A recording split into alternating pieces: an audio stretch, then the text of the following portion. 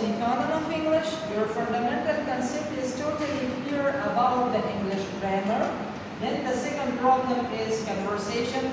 You should need to negotiate or to talk with the native speaker.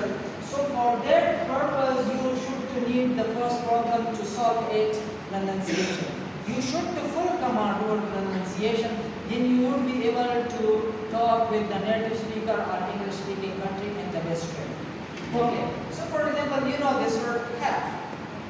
Many people know this word have, but they are going to pronounce that up. So that is the basic problem. Now, we are going to say this kind of sounds is called schwa sound. And schwa sound basically natural sounds of the native speaker. So that is called accent. That is called accent. Now, what does it mean of accent and pronunciation? For example, if I know this word, okay, for example, I'm going to say have, but now I'm not able to pronounce this word actually in the accent of the native speaker. I'm not able. I know this word, this is have, but here I have some problem. The problem is I am not able to pronounce the actual and the accurate accent of the native speaker. For example, what the native speaker is pronouncing this word, so this is called af. This is called af. So this is the first problem. And the second problem is schwa sounds. Schwa sounds mean the native speaker are talking in a very fast mood.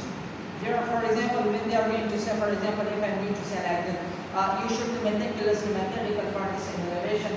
If you know the semicolon of English, you will never be able to go of anything else.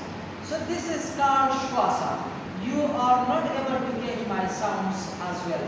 So schwa sounds basically the natural sounds of the native speaker. So that is called accent. That is called accent.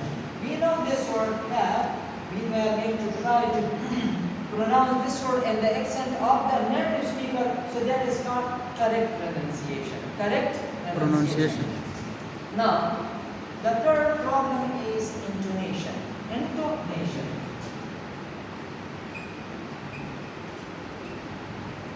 Intonation means, if I say in simple words, vicissitudes of the sounds, the ups and downs of the sound, that is called. For example, if you have heard this word like this kind of things, so this is called intonation. When I am going to talk with someone, I call it wait a while after.